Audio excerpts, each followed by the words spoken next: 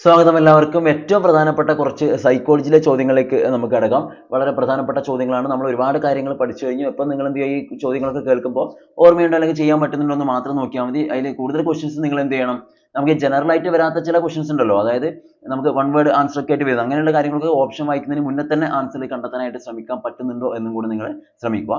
First question ഇങ്ങനെയാണ്: ഒന്നാം ക്ലാസ്സിലെ ആദ്യ ദിനം തന്നെ ക്ലാസ് ടീച്ചറോടൊപ്പം കുട്ടികൾ സ്കൂൾ നടന്നു കാണുകയും ഹെഡ് മാസ്റ്റർ, മറ്റ് അധ്യാപകർ, ഉച്ചഭക്ഷണം തയ്യാറാക്കുന്ന ജീവനക്കാർ, ഓഫീസ് ജീവനക്കാർ എന്നിവരെ പരിചയപ്പെടുത്തുകയും ചെയ്തു.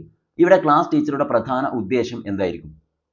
ഒന്നാം ക്ലാസ്സിൽ ആദ്യ ദിനം തന്നെ ടീച്ചർ എന്ത് ചെയ്യുന്നു, ക്ലാസ് ടീച്ചറോടൊപ്പം കുട്ടികളെല്ലാവരും എന്ത് ചെയ്തു, സ്കൂൾ മൊത്തത്തിൽ നടന്ന് കാണിച്ച് ഹെഡ് മാസ്റ്ററെയും അവിടെയുള്ള മറ്റു അധ്യാപകരെയും ഉച്ചഭക്ഷണം തയ്യാറാക്കുന്ന ജീവനക്കാരെയും മൊത്തത്തിൽ എല്ലാവരെയും ടീച്ചർ കാണിക്കുവാണ്.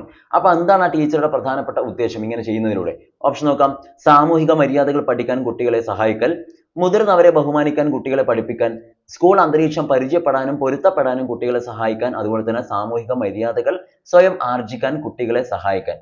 അപ്പൊ ഈ ഒരു ക്വസ്റ്റിന്റെ പ്രത്യേകത പിന്നെ മലയാളം, ഇതിപ്പോ മലയാളത്തിൽ മാത്രമേ ഉള്ളൂ. സോ നിങ്ങൾ സ്കിപ്പ് ചെയ്യേണ്ട. നിങ്ങൾ ഈ ഐഡിയ, ഇതൊക്കെ പെഡഗോഗി സെഷൻ ആയതുകൊണ്ട് ജനറൽ ആയിട്ട് കാര്യം മനസ്സിലാക്കി വെക്കുക. ഇനിയിപ്പോൾ നമുക്ക് ഇങ്ങനെ ഒരു എക്സാം ക്വസ്റ്റ്യൻ ഇങ്ങനെ വന്നാലും നമുക്ക് ആൻസർ ചെയ്യാൻ പറ്റുമല്ലോ. ഓക്കെ, ഒന്ന് മനസ്സിലാക്കി വെക്കാൻ നല്ലതായിരിക്കും. ക്ലിയർ? അപ്പൊ നമുക്ക് എന്തുകൊണ്ടായിരിക്കും ടീച്ചർ അങ്ങനെ ചെയ്തെന്നുള്ളതിന്റെ ആൻസർ ആയിട്ട് നമുക്ക് എന്താ പറയാൻ പറ്റുക? ഓപ്ഷൻ വരുന്നത് കറക്റ്റ് ആൻസർ കിട്ടിയിട്ടുണ്ടാവും. ആൻസർ ഓപ്ഷൻ സി തന്നെയാണ്. സ്കൂൾ അന്തരീക്ഷം പരിചയപ്പെടാനും പൊരുത്തപ്പെടാനും കുട്ടികളെ സഹായിക്കാൻ എന്നുള്ളതാണ് കറക്റ്റ് ആൻസർ കേട്ടോ. സ്കൂൾ അന്തരീക്ഷം പരിചയപ്പെടാനും പൊരുത്തപ്പെടാനും കുട്ടികളെ സഹായിക്കാൻ വേണ്ടിയിട്ടാണ് ടീച്ചർ അങ്ങനെ ചെയ്തത് എന്നുള്ള കാര്യം നിങ്ങൾ മനസ്സിലാക്കുക. നെക്സ്റ്റ്, ക്രിയാ ഗവേഷണത്തിന്റെ ഉപജ്ഞാതാവ് ആരാണ്? Who is the proponent of action research? Action റിസർച്ചിന്റെ ഉപജ്ഞാതാവ് ആര് എന്നാണ് ചോദിച്ചിരിക്കുന്നത്. ഓപ്ഷൻസ് നോക്കി നിങ്ങൾ ഇനി വളരെ പെട്ടെന്ന് കിട്ടും അല്ലെ. ആക്ഷൻ റിസർച്ച് എന്നാണ് പറയുന്നത്. ആക്ഷൻ റിസർച്ച് ആയതുകൊണ്ട് തന്നെ നിങ്ങൾക്ക് അതിന്റെ ആൻസർ പെട്ടെന്ന് കിട്ടും. ഏതാ വരുക? Max Wertheimer, Stephen Berg, Stephen M Corey and Lawrence Kohlberg. Answer വരുന്നത് യാതൊരു സംശയവും വേണ്ട, ആക്ഷൻ റിസർച്ചിന്റെ പ്രൊപ്പണന്റ് ആയിട്ട് വരുന്നത് സ്റ്റീഫൻ എം കോറി ആണ്. സ്റ്റീഫൻ എം കോറി ആണ് എന്നുള്ള കാര്യം നിങ്ങൾ മനസ്സിലാക്കുക. Okay, Stephen M Corey. Next, the principles of psychology എന്ന പുസ്തകത്തിന്റെ രചയിതാവ് ആരാണ്? ദ പ്രിൻസിപ്പിൾസ് ഓഫ് സൈക്കോളജി എന്ന പുസ്തകത്തിന്റെ രചയിതാവ് ആരാണ്? ഈ ഒരു പുസ്തകം എഴുതിയത്? Who wrote the book the principles of psychology? Options: William Wundt, Sigmund Freud, Carl യുങ് ആൻഡ് വില്യം ജെയിംസ്. ആരാണ് പ്രിൻസിപ്പിൾസ് ഓഫ് സൈക്കോളജി എന്ന് കേട്ടാൽ സംശയം വേണ്ട, ആൻസർ വരുന്നത് വില്യം ജെയിംസ് ആണ്. വില്യം ജെയിംസിന്റെ പുസ്തകമാണ് പ്രിൻസിപ്പിൾസ് ഓഫ് സൈക്കോളജി എന്നുള്ള കാര്യം മനസ്സിലാക്കി വെക്കുക. ഓക്കെ, ഒന്ന് നോട്ട് ചെയ്ത് വെച്ചാൽ മാത്രം മതി. പ്രിൻസിപ്പിൾസ് ഓഫ് സൈക്കോളജി എന്ന് പറയുന്ന പുസ്തകം വില്യം ജെയിംസിന്റേതാണ്. അടുത്തത്, എറിക് എച്ച് എറിക്സന്റെ മനോസാമൂഹിക വികാസ ഘട്ടങ്ങളിൽ ഏതിലാണ് കൗമാരകാലത്തെ അസ്തിത്വ പ്രതിസന്ധി ചർച്ച ചെയ്യപ്പെടുന്നത്? ഓക്കെ, നമ്മൾ ആ ഒരു ഐഡന്റിറ്റി ക്രൈസിസ് ഒക്കെ വരാനുണ്ട് നമുക്ക് ഏതൊരു ടൈമിൽ. അതാണ് ഇവിടെ ഉദ്ദേശിക്കുന്നത്. എറിക്സന്റെ മനോസാമൂഹിക വികാസ ഘട്ടങ്ങളിൽ ഏതിലാണ് കൗമാരകാലത്തെ, അഡോളസന്റ് പീരീഡ് എന്ന് കേൾക്കുമ്പോൾ തന്നെ നിങ്ങൾക്ക് ആൻസറിലേക്ക് വരും. ഓക്കെ, അസ്തിത്വ പ്രതിസന്ധി ചർച്ച ചെയ്യപ്പെടുന്നതാണ് ചോദിച്ചിരിക്കുന്നത്. നോക്കാം, അതിന്റെ ഓപ്ഷൻ ഒന്നും ആവശ്യമില്ലല്ലോ. കൗമാരകാലം, അഡോളസന്റ് പീരീഡ് എന്ന് കേൾക്കുമ്പോൾ തന്നെ നിങ്ങൾക്ക് മനസ്സിലാവും. ഓക്കെ, ഇതെന്താ, നമ്മൾ ഐഡന്റിറ്റി ക്രൈസിസ് ഒക്കെയാണ് ഇവിടെ വരുന്നത്. അപ്പൊ ആ ഒരു ബുദ്ധിമുട്ട് മൊത്തത്തിൽ അനുഭവിക്കുന്ന ആ ഒരു സ്റ്റേജിനെ വിളിക്കുന്ന പേര് നിങ്ങൾക്ക് തന്നെ അറിയാം. സെയിം അതിൽ തന്നെ ഉണ്ട്. എന്താണ്? ഐഡന്റിറ്റി വേഴ്സസ് റോൾ കൺഫ്യൂഷൻ ആണ്. മനസ്സിലായില്ലേ? റോൾ കൺഫ്യൂഷൻ ആണ് ഇവിടെ ഉദ്ദേശിക്കുന്നത് മൊത്തത്തിൽ. ഓക്കെ, അപ്പോൾ സ്വബോധം അഥവാ റോൾ സംശയങ്ങൾ. അപ്പൊ കൗമാരകാലം എന്ന് കേൾക്കുമ്പോൾ മനസ്സിലാവുക ഈ ഐഡന്റിറ്റി വേഴ്സസ് റോൾ കൺഫ്യൂഷൻ. നിങ്ങൾക്കറിയാലോ, നമുക്ക് ഐഡന്റിറ്റി കാർഡൊക്കെ കിട്ടണമെങ്കിൽ കുറഞ്ഞൊരു 18 വയസ്സാവണ്ടേ? ഏത് നമുക്ക് വോട്ട് ഒക്കെ ചെയ്യണമെങ്കിൽ. ഓക്കെ, ബാക്കിയുള്ള ഐഡി കാർഡിന് 18 വയസ്സ് വേണ്ട, പക്ഷെ വോട്ടർ കാർഡൊക്കെ കിട്ടണമെങ്കിൽ ഒരു 18 വയസ്സാവണം നമുക്ക്. അപ്പൊ ആ ഒരു രീതിയിൽ 18 വയസ്സുള്ളവർ അല്ലെങ്കിൽ അതിൽ കുറവുള്ള ആൾക്കാർ എന്നുള്ള രീതിയിൽ കൗമാരകാലം എന്ന് നിങ്ങൾ ഓർത്ത് വെച്ചാൽ മതി, തീരെ അറിയില്ലെങ്കിൽ മാത്രം. ഓക്കെ, അപ്പൊ ആൻസർ ഓപ്ഷൻ ABC ആണ്. സി ആണ്. ഇതാണ് കറക്റ്റ് ആയിട്ടുള്ള answer. Okay, so identity versus role confusion. Next, Abraham Maslow മുന്നോട്ട് വെച്ച ആവശ്യങ്ങളുടെ ശ്രേണി, അതായത് നിങ്ങൾ ഹൈറാർക്കി ഓഫ് നീഡ്സ് അല്ലെ, മാസ്ലോയുടെ ഹൈറാർക്കി ഓഫ് നീഡ്സ് പഠിച്ചിട്ടുണ്ട്. അതിലെ ആദ്യ പടി ഏതെന്നാണ് ചോദിച്ചത്. ആദ്യ പടി എന്ന് വെച്ചാൽ ഏറ്റവും ആദ്യം കാണുന്ന സാധനം ഏതെന്നാണ് ചോദിച്ചിരിക്കുന്നത്. സുരക്ഷിതത്വ ആവശ്യം, വളർച്ചാ ആവശ്യങ്ങൾ, ശാരീരിക ആവശ്യങ്ങൾ, ആത്മസാക്ഷാത്കാരം എന്നിങ്ങനെ നമുക്ക് തന്നിട്ടുണ്ട്. അപ്പൊ ആൻസർ ചെയ്ത് വരിക, നിങ്ങൾ ഫിസിയോളജിക്കൽ നീഡ്സ് എന്ന് പഠിച്ചിട്ടുണ്ട്, അഥവാ എന്താണ് വിളിക്കുക, ശാരീരിക ആവശ്യങ്ങളാണ് ഇവിടുത്തെ ആദ്യ പടിയായിട്ട് വരിക. ഏറ്റവും അവസാന പടിയായി വരുന്നത് ആത്മസാക്ഷാത്കാരമാണ്. ഇവിടെ കൊടുത്ത ഈ സാധനമാണ് വരിക ഏറ്റവും ലാസ്റ്റ്. ആത്മസാക്ഷാത്കാരം അല്ലെങ്കിൽ സെൽഫ് ആക്ച്വലൈസേഷൻ എന്ന് നമ്മൾ വിളിക്കും അല്ലെ. ആ തിയറിയുടെ പേര് തന്നെയാണ് സെൽഫ് ആക്ച്വലൈസേഷൻ നമ്മൾ പറയും. ഓക്കെ, അപ്പൊ അതാണ് ഏറ്റവും അവസാന പിന്നെ ഇത് സ്റ്റേജ് എന്നുള്ള കാര്യം നിങ്ങൾ മനസ്സിലാക്കി വെക്കുക. ക്ലിയർ? റെഡി എന്ന് വിചാരിക്കുന്നു. ഓക്കെ ആണോ? ഓക്കെ അല്ലേ? ശരി, അടുത്തത്, ഒരു കുട്ടി ആദ്യം പൊതുവായ വസ്തുതകൾ പഠിക്കുകയും പിന്നീട് പ്രത്യേകമായ വസ്തുതകളിലേക്ക് നീങ്ങുകയും ചെയ്യുന്നു. ഇത് ഏത് തരം യുക്തി ചിന്തയാണ് എന്നാണ് ചോദിച്ചിരിക്കുന്നത്. ഓക്കെ, അപ്പൊ ഏതാ വരുക? ആദ്യം പൊതുവായ കാര്യങ്ങൾ പഠിക്കുന്നു, ഓക്കെ, പൊതുവായ കാര്യങ്ങൾ എന്ന് വെച്ചാൽ ജനറൽ തിങ്സ്. ഓക്കെ, ജനറൽ ആയിട്ടുള്ള കാര്യങ്ങൾ പഠിക്കുന്നു. പിന്നീട് പ്രത്യേകമായ കാര്യങ്ങളിലേക്കും വസ്തുക്കളിലേക്കും ഒക്കെ നീങ്ങുന്നു. കുട്ടി പഠിച്ചു വരുന്നു. എന്ന് വെച്ചാൽ പെർട്ടിക്കുലർ ആയിട്ടുള്ള കാര്യങ്ങളിലേക്ക്, സ്പെസിഫിക് ആയിട്ടുള്ള കാര്യങ്ങളിലേക്ക് വരുവാണ്. ഓക്കെ, ഇത് ഏത് തരം യുക്തിചിന്തയാണെന്ന്, ജിയിൽ നിന്നും പിയിലേക്ക് പോകുന്നുണ്ട്. ആരാണ്? DGP ആണല്ലോ. DGP. ഓക്കെ, ജിയിൽ നിന്നും പിയിലേക്ക്. മനസ്സിലായില്ലേ? അപ്പൊ DGP വെച്ചാൽ ഡി എന്താ? ഡിഡക്റ്റീവ് മെത്തേഡ് ആണ്. ഡിഡക്റ്റീവ് ഇവിടെ കൊടുത്തിട്ടുണ്ട്. ഓപ്ഷൻ ഡി ആണ്. ഡിഡക്റ്റീവ് എന്ന് തന്നെയാണ് തന്നിരിക്കുന്നത്. ഡിഡക്റ്റീവ് മെത്തേഡ് ആണ്. ഇനി നേരെ തിരിച്ചിട്ട് പ്രത്യേകമായ വസ്തുക്കളിൽ നിന്നും പൊതുവായതിലേക്കാണെങ്കിൽ, പെർട്ടിക്കുലർ ടു ജനറൽ ആണെങ്കിൽ നിങ്ങൾ എന്ത് വിളിക്കണം? IPG. IPG നിങ്ങൾ പഠിക്കൊന്നും വേണ്ട, ഇത് മാത്രം പഠിച്ചാൽ മതി. ഡിഡക്റ്റീവ് ഇൻഡക്റ്റീവേ ഉള്ളൂ. അപ്പൊ ഇത് DGP ആണെങ്കിൽ മറ്റേത് I ആയിരിക്കും, ഇൻഡക്റ്റീവ് ആയിരിക്കും. ഇവിടെ കൊടുത്ത ഇൻഡക്റ്റീവ്. അപ്പൊ നമ്മുടെ ആൻസർ ഓപ്ഷൻ ഡി ആണ്, ഡിഡക്റ്റീവ്. അടുത്തത്, പാവ്ലോവിന്റെ പൗരാണിക അനുബന്ധന സിദ്ധാന്തത്തിൽ അനുബന്ധനത്തിന് ശേഷം ബെല്ലിന്റെ ശബ്ദം കേൾക്കുമ്പോൾ ഉമിനീർ ഉണ്ടാകുന്നത് എന്തുകൊണ്ടാണെന്നാണ് ചോദിച്ചിരിക്കുന്നത്. പാവ്ലോവിന്റെ തിയറിയാണ്. ക്ലാസിക്കൽ കണ്ടീഷനിങ് നിങ്ങൾ പഠിച്ചാണ് അല്ലെ? പൗരാണിക അനുബന്ധനം പഠിച്ചവരാണ്. അതിൽ ആ പൗരാണിക അനുബന്ധനത്തിൽ എന്താ പറഞ്ഞത് നോക്കിയേ. അനുബന്ധനത്തിന് ശേഷം, അതായത് കണ്ടീഷനിങ് ചെയ്തതിന് ശേഷം ബെല്ലിന്റെ ശബ്ദം കേൾക്കുമ്പോൾ ഉമിനീർ ഉണ്ടാകുന്നത് എന്താണെന്ന് ചോദിച്ചത്. ഓപ്ഷൻസ് നോക്കാം, അപ്പൊ ക്ലിയർ ആവും. ഓപ്ഷൻ നോക്കിയേ. അനുബന്ധിത പ്രതികരണം അല്ലെങ്കിൽ കണ്ടീഷണൽ റെസ്പോൺസ്. നെക്സ്റ്റ്, അനുബന്ധനം ചെയ്യാത്ത പ്രതികരണം. Okay, sorry, ചോദകമാണ്. അനുബന്ധനം ചെയ്യാത്ത ചോദകം അല്ലെങ്കിൽ ചോദകം എന്നാണ്, സോറി. ഓക്കെ, അല്ലെങ്കിൽ അൺകണ്ടീഷൻഡ് സ്റ്റിമുലസ്. നെക്സ്റ്റ്, അനുബന്ധിത ചോദകം അല്ലെങ്കിൽ conditioned stimulus. And option D, അനുബന്ധനം ചെയ്യാത്ത പ്രതികരണം അല്ലെങ്കിൽ അൺകണ്ടീഷൻഡ് റെസ്പോൺസ് എന്നാണ് പറയുന്നത്. നിങ്ങൾ ആദ്യം മനസ്സിലാക്കുക, അനുബന്ധനത്തിന് ശേഷം എന്ന് പറഞ്ഞാൽ തന്നെ അവിടെ കണ്ടീഷൻ ചെയ്തു, കണ്ടീഷൻഡ് ആയി. ആ നായ എന്ത് ചെയ്തിട്ടുണ്ട്? കണ്ടീഷൻഡ് ആണ്. ഓക്കെ, അപ്പൊ കണ്ടീഷൻഡ് ആയി കഴിഞ്ഞാൽ പിന്നെ അൺകണ്ടീഷണലിനെ കുറിച്ച് നിങ്ങൾ നോക്കണ്ട. അപ്പൊ ഇതാ ഓപ്ഷൻ ബി അനുബന്ധനം ചെയ്യാത്തതാണ്, അൺകണ്ടീഷണൽ, അത് വേണ്ട. ഓപ്ഷൻ ഡിയും അൺകണ്ടീഷണൽ ആണ്, അനുബന്ധനം ചെയ്തിട്ടില്ല, അത് രണ്ടും വേണ്ട. പിന്നെ എയോ അല്ലെങ്കിൽ സിയോ മാത്രമേ ഉള്ളൂ, ഓൾറെഡി കണ്ടീഷൻഡ് ആണല്ലോ. അപ്പൊ അതിൽ നോക്കിയാൽ കണ്ടീഷണൽ റെസ്പോൺസ്, അതുപോലെ കണ്ടീഷണൽ സ്റ്റിമുലസ്. ഇനി നിങ്ങൾ ഒന്ന് പറഞ്ഞു നോക്കിയേ, ഏതാ വരുമോ നോക്കിയേ. ഇനി ഏതാ വരാൻ സാധ്യത? അനുബന്ധനത്തിന് ശേഷം ബെല്ലിന്റെ ശബ്ദം കേൾക്കുമ്പോൾ എന്ത് ചെയ്യുന്നു? വായിൽ നിന്ന് ഉമിനീർ വരുന്നു. അതെന്താണ്? സ്റ്റിമുലസ് ആണോ? സ്റ്റിമുലസ് നമ്മൾ കൊടുക്കുന്നു, റെസ്പോൺസ് അല്ലേ വായിൽ നിന്ന് സലൈവ വരുന്നത് അല്ലേ? ബെല്ലിന്റെ ശബ്ദം കേട്ടു, ബെല്ല് നമ്മൾ സ്റ്റിമുലസ് ആയിട്ട് കൊടുത്തു. അപ്പൊ നമുക്ക് റെസ്പോൺസ് ആണ് ഉമിനീരായിട്ട് കിട്ടുന്നത്, പ്രതികരണമാണ്. അപ്പൊ ആൻസർ എന്താ വരിക? ഒരു സംശയം വേണ്ട, അനുബന്ധനത്തിന് ശേഷമുള്ള പ്രതികരണമാണ് ഉമിനീർ അല്ലെ? കണ്ടീഷന് ശേഷമുള്ള റെസ്പോൺസ് ആണ് സലൈവ. അപ്പൊ നമ്മുടെ ആൻസർ ഓപ്ഷൻ എ ആണെന്നുള്ളത് നിങ്ങൾക്ക് മനസ്സിലാക്കാൻ പറ്റിയിട്ടുണ്ടാവും. ഓക്കെ, അങ്ങനെ വേണം നമുക്ക് ആൻസറിലേക്ക് എത്താനായിട്ട്. അടുത്തത്, അസുഖം കാരണമാണ് പരീക്ഷയ്ക്ക് തോറ്റത് എന്ന് ഒരു കുട്ടി പരാതി പറയുന്നു.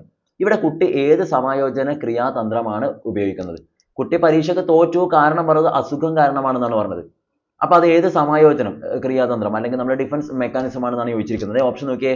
ദമനം അല്ലെങ്കിൽ റിപ്രഷൻ, നിഷേധം അല്ലെങ്കിൽ ഡിനയൽ, ഉദാത്തീകരണം അല്ലെങ്കിൽ സബ്ലിമേഷൻ, അതുപോലെ തന്നെ യുക്തീകരണം ഓർ റാഷണലൈസേഷൻ എന്നിങ്ങനെയാണ് തന്നിരിക്കുന്നത്. അപ്പൊ അതിൽ നമുക്ക് ഏതാ പറയാൻ പറ്റുമോ? ഞാൻ ഇന്നലെ കഴിഞ്ഞ ദിവസമായിട്ട് ഒരു കമന്റ് ഞാൻ കണ്ടു, അതിന് റീപ്ലൈ ഇടാൻ ഞാൻ വിട്ടുപോയി. അതിന് കുറച്ച് പേര് റീപ്ലൈ നിങ്ങൾ തന്നെ കൊടുത്തിട്ടുണ്ട്. പരീക്ഷയിൽ തോറ്റതിന് ടീച്ചറെ കുറ്റം പറയുന്നത് എന്താണ്, പ്രൊജക്ഷൻ എന്ന് പറഞ്ഞത് തെറ്റാണെന്നൊക്കെ പറഞ്ഞൊരു ഇത് കണ്ടു ഞാൻ.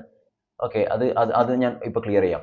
അപ്പൊ അസുഖം കാരണമാണ് പരീക്ഷയ്ക്ക് തോറ്റത് എന്നൊരു കുട്ടി പരാതി പറയുന്നു. അപ്പൊ നിങ്ങൾ മനസ്സിലാക്കേണ്ട കാര്യം, ഇവിടെ കുട്ടി പരീക്ഷയ്ക്ക് തോറ്റു. അവൻ ചിലപ്പോൾ പഠിക്കാത്തത് കൊണ്ടാവാം, ചിലപ്പോൾ അസുഖം കൊണ്ടാവാം അല്ലെ?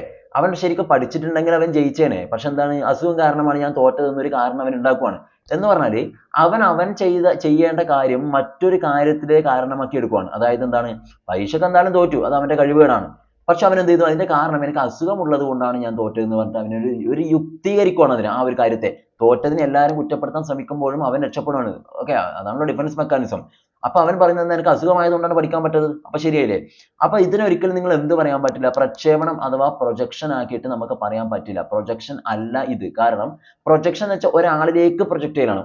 ഒരു ഒബ്ജക്റ്റ്, ഒരു മനുഷ്യരിൽ ഒരാളിലേക്കാണ് നമ്മൾ അതിന്റെ കാരണം തട്ടുന്നത്. അതാണ് പ്രൊജക്ഷൻ.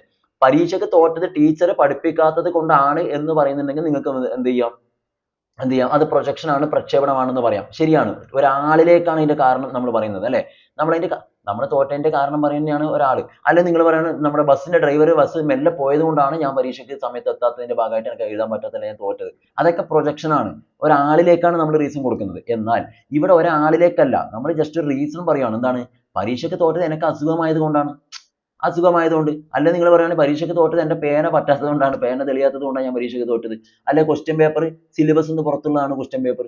മനസ്സിലായില്ലേ? അപ്പൊ അങ്ങനെ ഒരാളിലേക്കല്ലാതെ നമ്മൾ എന്തെങ്കിലും കാരണം പറയുന്നുണ്ടെങ്കിൽ അതിനെ നമ്മൾ യുക്തീകരിക്കുവാണ്. നമ്മളെ മിസ്റ്റേക്കിനെ നമ്മൾ എന്ത് ചെയ്യുന്നു? നമ്മൾ തന്നെ നമ്മളെ മിസ്റ്റേക്ക് അല്ലാതാക്കുവാണ്. നമ്മൾ അതിനെ യുക്തീകരിക്കുവാണ്. അതാണ് സംഭവം. അപ്പൊ അതിന് നമ്മൾ ശരി കണ്ടെത്തുവാണ് നമ്മളിൽ. അപ്പൊ ആൻസർ വരുന്നത് ഇവിടെ എന്താണ്? ഇവിടെ വരുന്നത് ഓപ്ഷൻ ഡി യുക്തീകരണം. ഇത് റാഷണലൈസേഷൻ ആണ്. അപ്പൊ ഒരിക്കലും റാഷണലൈസേഷനും പ്രൊജക്ഷനും ഒന്നാണ് എന്ന് വിചാരിക്കാൻ പാടില്ല. Okay, next. തലച്ചോറിന് സംഭവിക്കുന്ന ക്ഷതം മൂലം ഭാഷാപരമായ കഴിവുകൾ പൂർണ്ണമായോ ഭാഗികമായോ ഇല്ലാതാകുന്ന അവസ്ഥ എന്താണെന്നാണ് ചോദിച്ചിരിക്കുന്നത്. തലച്ചോറിന് സംഭവിക്കുന്ന ക്ഷതം മൂലം ഭാഷാപരമായ കഴിവുകൾ പൂർണ്ണമായി ഇല്ലാതാകുക അല്ലെങ്കിൽ ഭാഗികമായിട്ട് ഇല്ലാതാകുന്ന അവസ്ഥ. അഫേസിയ, ഡിസ്ലെക്സിയ, ഡിസ്ഗ്രാഫിയ, അംനേഷ്യ അല്ലെങ്കിൽ സ്മൃതി ലോപം എന്നാണ് വിളിക്കോട്ടെ. അംനേഷ്യ എന്ന് വെച്ചാൽ സ്മൃതി ലോപമാണ്. അപ്പോൾ ഇവിടെ ആൻസർ വരുന്നത് അഫേസിയ ആണ് കേട്ടോ. അത് നോട്ട് ചെയ്ത് വെച്ചാൽ മതി. അഫേസിയ ആണ് കറക്റ്റ് ആയിട്ടുള്ള ആൻസർ. തലച്ചോറിന് സംഭവിക്കുന്ന ക്ഷതം മൂലം നമുക്ക് സംസാരശേഷി പൂർണ്ണമായോ അല്ലെങ്കിൽ ഭാഗികമായോ ഒക്കെ നമുക്ക് നഷ്ടപ്പെടുന്നതാണ് അഫേസിയ. നെക്സ്റ്റ്, ഭൂപടം നന്നായി വായിച്ചു മനസ്സിലാക്കുന്ന ഒരു കുട്ടി മികവ് പുലർത്തുന്നത് ചുവടെ കൊടുത്ത ഏത് തരം ബുദ്ധിയിലാണ്? ആ കുട്ടിയുടെ കഴിവ് വെച്ച ഭൂപടം നന്നായിട്ട് വായിച്ചു മനസ്സിലാക്കാൻ പറ്റും. ആ കുട്ടി മികവ് പുലർത്തുന്നത് ഈ കൊടുത്തിരിക്കുന്ന ഏത് ബുദ്ധിയിലാണെന്ന് ചോദിച്ചത്. ഭാഷാപര ബുദ്ധി, ദൃശ്യസ്ഥലപര ബുദ്ധി, യുക്തിപരവും ഗണിതപരവുമായിട്ടുള്ള ബുദ്ധി, അതുപോലെ തന്നെ പാരിസ്ഥിതിക ബുദ്ധി. ഏതിലാണ്? ഭൂപടം നന്നായിട്ട് വായിക്കുന്ന വെച്ചാൽ നിങ്ങൾ യാതൊരു സംശയം വേണ്ട, ദൃശ്യസ്ഥലപര ബുദ്ധി. ഇതൊക്കെ ഒരുപാട് തവണ നമ്മൾ ചെയ്തതാണ്. സോ സ്പീഡിൽ തന്നെ പറഞ്ഞു പോവാം. അടുത്ത ക്വസ്റ്റ്യൻ. ചുവടെ കൊടുത്തവയിൽ പഠിതാവിന്റെ ആന്തരികമായ അഭിപ്രേരണ ഉളവാക്കാൻ സഹായിക്കുന്ന മാർഗം ഏതാണ്? ഇൻട്രിൻസിക് മോട്ടിവേഷൻ ആണ് ഉദ്ദേശിക്കുന്നത്. ഓക്കെ, ഇൻട്രിൻസിക് ആണ്. പാരിതോഷികങ്ങൾ നൽകുക, അച്ചടക്കത്തോടെ ഇരുത്തുക, പരസ്പര അധ്യാപനം പ്രോത്സാഹിപ്പിക്കുക, അതുപോലെ തന്നെ പഠിതാവിന്റെ ലക്ഷ്യം തിരിച്ചറിയാൻ സഹായിക്കുക. അപ്പൊ ഇതിൽ ഏതാണ് ഇൻട്രിൻസിക് മോട്ടിവേറ്റഡ് ആവാൻ കുട്ടിയിലെ ആ ഒരു ഇൻട്രിൻസിക് മോട്ടിവേഷനെ ഹെൽപ്പ് ചെയ്യുന്ന ഏതാണ്? പാരിതോഷികങ്ങൾ നൽകുക എന്ന് വെച്ചാൽ എന്താണ്? ബാഹ്യ അഭിപ്രേരണയാണ് അല്ലെ, പുറത്ത് നമ്മൾ കൊടുക്കുന്നത്. എക്സ്ട്രിൻസിക് ആണ്. അതിന് ആ ഒരു പിന്നെ പാരിതോഷികം അല്ലെങ്കിൽ നമ്മൾ ആ കുട്ടിക്ക് എന്തെങ്കിലും ഒരു ഓഫർ കൊടുക്കുന്നു അല്ലെ, ആ ഓഫറിനെ കണ്ടുകൊണ്ടായിരിക്കും കുട്ടി പഠിക്കുക. അത് എന്തല്ല? ഇൻട്രിൻസിക് അല്ല, എക്സ്ട്രിൻസിക് ആണ്. അപ്പൊ ഇൻട്രിൻസിക് എന്താണ്? പഠിതാവിന്റെ ലക്ഷ്യം തിരിച്ചറിയാൻ സഹായിക്കുന്നതാണ്. ആ ലക്ഷ്യം തിരിച്ചറിയാൻ കുട്ടിയെ സഹായിച്ചാൽ പിന്നീട് അവൻ അതിനു വേണ്ടി പ്രയത്നിക്കും. മനസ്സിലായില്ലേ? അപ്പൊ അതൊക്കെ അവന്റെ ഇൻട്രിൻസിക് മോട്ടിവേഷൻ അഭിപ്രേരണ ഉളവാക്കാനാണ് നമുക്ക് സഹായിക്കുക. അടുത്തത്, സിഗ്മണ്ട് ഫ്രോയിഡിന്റെ അഭിപ്രായത്തിൽ സാദിഖ് എന്ന ആൺകുട്ടിക്ക് തന്റെ കുട്ടിക്കാലത്ത് അമ്മയോട് തോന്നിയ തീവ്ര വികാരം എന്ത് പേരിലാണ് അറിയപ്പെടുന്നത്? ഒന്നുമില്ല, സാദിഖ് എന്ന ആൺകുട്ടിക്ക് അമ്മയോടാണ് കൂടുതൽ ഇഷ്ടം. അത് നമുക്ക് എന്ത് പറയാൻ പറ്റും? നമ്മുടെ സിഗ്മണ്ട് ഫ്രോയിഡിന്റെ സിദ്ധാന്ത പ്രകാരം ഇതിൽ ഏതുമായിട്ട് പറയാൻ പറ്റുന്ന ചോദിച്ചു നോക്കിയേ. ഇതിന്റെ ഓപ്ഷൻ ഒന്നും ആവശ്യം ഉണ്ടാവില്ല. ആൺകുട്ടിക്ക് അമ്മയോടുള്ള സ്നേഹം അല്ലെ, ആൺകുട്ടിക്ക് അമ്മയോടുള്ള സ്നേഹം, അതുപോലെ പെൺകുട്ടിക്ക് അച്ഛനോടുള്ള സ്നേഹം. നമ്മൾ രണ്ട് പേരിട്ട് പഠിച്ചാണ്. എന്താണ്? ആൺകുട്ടിയായപ്പോൾ ഈഡിസ് എന്ന് വിളിക്കുക, പെൺകുട്ടിയാണെങ്കിൽ ഇലക്ട്ര എന്ന് വിളിക്കുക. പേര് തന്നെ ഉണ്ട്. ഇലക്ട്ര എന്ന് പറയുമ്പോൾ ഒരു പെൺകുട്ടിയുടെ പേര് പോലില്ലേ? ഈഡിപ്പസ് എന്ന് പറയുമ്പോൾ ആൺകുട്ടിയുടെ പേരില്ലേ? അപ്പൊ ഈഡിപ്പസ് ആൺകുട്ടി ആയതുകൊണ്ട് ആ കുട്ടിക്ക് അമ്മയോടാണ് ഇഷ്ടം. ഇലക്ട്ര പെൺകുട്ടി ആയതുകൊണ്ട് പെൺകുട്ടിക്ക് അച്ഛനോടാണ് കൂടുതൽ ഇഷ്ടം. അപ്പൊ ഇവിടെ ആൺകുട്ടിയായ സാദിഖ് എന്നുള്ളത് കൊണ്ട് തന്നെ അമ്മയോട് ഇഷ്ടമുള്ളത് കൊണ്ട് തന്നെ നമുക്ക് എന്ത് പറയാൻ പറ്റും? സംശയം വേണ്ട, ഈഡിപ്പസ് കോംപ്ലക്സ് ആണ് ആൻസർ ആയിട്ട് വരും. ഈഡിപ്പസ് കോംപ്ലക്സ് ആണ്. ഓക്കെ, അടുത്ത ചോദ്യത്തിലേക്ക് വരുന്നു. അറിവ് സമ്പാദനം എന്നതിനെ സ്കീമകളുടെ നിർമ്മാണ പ്രക്രിയയായി കാണാവുന്നതാണ് എന്ന് പ്രസ്താവിച്ച മനഃശാസ്ത്രജ്ഞൻ ആരാണ്? അറിവ് സമ്പാദനം എന്നതിനെ സ്കീമകളുടെ നിർമ്മാണ പ്രക്രിയയായി കാണാവുന്നതാണ് എന്ന് പ്രസ്താവിച്ച മനഃശാസ്ത്രജ്ഞൻ ആര് എന്നാണ് ചോദിച്ചിരിക്കുന്നത്. സ്കീമ എന്നൊക്കെ കേൾക്കുമ്പോൾ തന്നെ നിങ്ങൾ ഇനി അധികം ചിന്തിക്കാനൊന്നും പോകണ്ട. ഇനി വേറെ ഒന്നും അറിയില്ലെങ്കിൽ സ്കീമ നിങ്ങൾ പഠിച്ച ആരുമായി ബന്ധപ്പെട്ടിട്ടാണെന്ന് മാത്രം ആലോചിച്ചാൽ മതി. ആൻസർ വരുന്നത് ഒരു സംശയമാണ്, ജീൻ പിയാഷെയാണ്. ഞാൻ പിന്നെ ഓപ്ഷൻ ഒന്നും വായിക്കാൻ പോകുന്നില്ല. ജീൻ പിയാഷെയാണ് വരിക. അടുത്തത്, ലേ വൈഗോസ്കി വൈജ്ഞാനിക വികാസത്തെ എങ്ങനെ വ്യാഖ്യാനിക്കുന്നു? ഓക്കെ, ലേ വൈഗോസ്കി വൈജ്ഞാനിക വികാസത്തെ എങ്ങനെ വ്യാഖ്യാനിക്കുന്നു എന്നാണ് ചോദിച്ചിരിക്കുന്നത്. നമുക്ക് നോക്കാം ഓപ്ഷൻസ്. ചോദക പ്രതികരണ ബന്ധങ്ങൾ സംബന്ധിച്ച പഠനത്തിന്റെ ഒരു ശ്രേണിയായി, കുട്ടികളുടെ സാമൂഹികപരവും സാംസ്കാരികപരവുമായ അനുഭവങ്ങളുടെ ഫലമായിട്ട്, പാരമ്പര്യമായി നിർണ്ണയിക്കപ്പെട്ടത്, അതുപോലെ തന്നെ ജീവനശാസ്ത്രപരമായി പക്വത കൈവരിക്കുന്നതിന്റെ ഫലമായിട്ട്. അപ്പൊ ലേ വൈഗോസ്കി വൈജ്ഞാനിക വികാസത്തെ എങ്ങനെ വ്യാഖ്യാനിക്കുന്നു എന്നാണ് നമ്മൾ ചോദിച്ചിരിക്കുന്നത്. വൈഗോസ്കി ആണല്ലോ. അപ്പൊ എന്താണ് ആൻസർ വരിക? ഒരു സംശയം വേണ്ട, കുട്ടികളുടെ സാമൂഹികപരവും സാംസ്കാരികപരവുമായിട്ടുള്ള അനുഭവങ്ങളുടെ ഫലമായിട്ട്. കാരണം വൈഗോസ്കി എന്ന് വെച്ചാൽ തന്നെ സോഷ്യൽ കൺസ്ട്രക്റ്റിവിസത്തിന്റെ ആളാണ് അല്ലെ, സാമൂഹ്യ ജ്ഞാന നിർമ്മിതിവാദിയാണ് വൈഗോസ്കി. അപ്പൊ പിന്നെ എന്താണ് കുട്ടികളുടെ വികാസം, ഈ വൈജ്ഞാനിക വികാസം ഏതിലൂടെയാണ് വരിക? സാമൂഹികപരമായിട്ട് ഇടപെടലിലൂടെ അല്ലെങ്കിൽ സാംസ്കാരികപരമായിട്ട് അനുഭവങ്ങളുടെ ഫലമായിട്ടൊക്കെയാണ് വരിക. ഓക്കെ, പിന്നെ നിങ്ങൾ മനസ്സിലാക്കുക, വൈഗോസ്കിയെ ബന്ധപ്പെട്ട് പറയുമ്പോൾ നമ്മുടെ സ്കഫോൾഡിംഗ് എന്നൊക്കെ പറയുന്ന ആശയം വൈഗോസ്കിയെ ബന്ധപ്പെട്ടാണ്. അത് ഒരു കാരണവശാലും ബ്രൂണറിലേക്ക് പോകുമ്പോൾ ആ ടേം, ആ ഒരു വേർഡ് ആദ്യമായിട്ട് യൂസ് ചെയ്തു അല്ലെങ്കിൽ ഇൻട്രൊഡ്യൂസ് ചെയ്ത് മാത്രമാണ് ബ്രൂണർ. ഓക്കെ, അതിലൊന്നും തന്നെ ഡൗട്ട് ഉണ്ടാവാൻ പാടില്ല. ബാക്കിയൊക്കെ സ്കഫോൾഡുമായി ബന്ധപ്പെട്ട് എന്ത് ക്വസ്റ്റ്യൻ വന്നാലും വൈഗോസ്കി തന്നെയാണ്. നെക്സ്റ്റ്, ക്രിസ്റ്റലൈസ്ഡ് ഇന്റലിജൻസ് അതുപോലെ ഫ്ലൂയിഡ് ഇന്റലിജൻസ് എന്നിങ്ങനെ രണ്ടു തരം ബുദ്ധികളായി തരംതിരിച്ച മനഃശാസ്ത്രജ്ഞൻ ആരാണെന്നാണ് ചോദിച്ചിരിക്കുന്നത്. Okay, crystallised intelligence, fluid intelligence നിങ്ങൾ കേട്ടിട്ടുണ്ട്. അത് ആരുമായി ബന്ധപ്പെട്ടിരിക്കുന്നു? യാതൊരു സംശയം വേണ്ട, നിങ്ങൾക്ക് വളരെ പെട്ടെന്ന് ആൻസറിലേക്ക് എത്താനായിട്ട് പറ്റും. വരുന്നത് ഓപ്ഷൻ എ തന്നെയാണ്, റെയ്മണ്ട് കാറ്റൽ ആണ്. റെയ്മണ്ട് കാറ്റൽ ആണ് ഈ ഫ്ലൂയിഡ് ഇന്റലിജൻസ് അതുപോലെ ക്രിസ്റ്റലൈസ്ഡ് ഇന്റലിജൻസ് എന്ന് പറയുന്ന കൺസെപ്റ്റ് കൊണ്ടുവന്നത്. നെക്സ്റ്റ്, ഏതാനും പ്രസ്താവനകൾ നൽകുന്നു. നിങ്ങൾ കുറച്ച് സ്റ്റേറ്റ്മെന്റ് അവിടെ തന്നിട്ടുണ്ട്, 4 സ്റ്റേറ്റ്മെന്റ് തന്നിട്ടുണ്ട്. അതിന്റെ ശരിയായ പ്രസ്താവനകൾ ഏതൊക്കെയാണെന്നാണ് ചോദിച്ചിരിക്കുന്നത്. നോക്കാം. 1, പുതിയ വിദ്യാഭ്യാസ നയം രൂപവത്കരിക്കാനുള്ള കമ്മിറ്റിക്ക് 2017 ജൂണിൽ കേന്ദ്ര സർക്കാർ രൂപം നൽകി. ഓക്കെ, നമ്മുടെ ന്യൂ എഡ്യൂക്കേഷൻ പോളിസിയാണ്. അതിന് 2017 ജൂണിൽ കേന്ദ്ര സർക്കാർ രൂപം നൽകിയെന്നാണ് പറയുന്നത്. നെക്സ്റ്റ്, ഡോക്ടർ കെ കസ്തൂരി രംഗനായിരുന്നു കമ്മിറ്റിയുടെ തലവൻ. അടുത്തത് 2019 മെയ്യിൽ സംസ്ഥാന സർക്കാരിന് റിപ്പോർട്ട് സമർപ്പിച്ചു. ഓക്കെ. നെക്സ്റ്റ് 2020 ജൂലൈയിൽ പുതിയ വിദ്യാഭ്യാസ നയത്തിന് കേന്ദ്ര ക്യാബിനറ്റ് അംഗീകാരം നൽകി.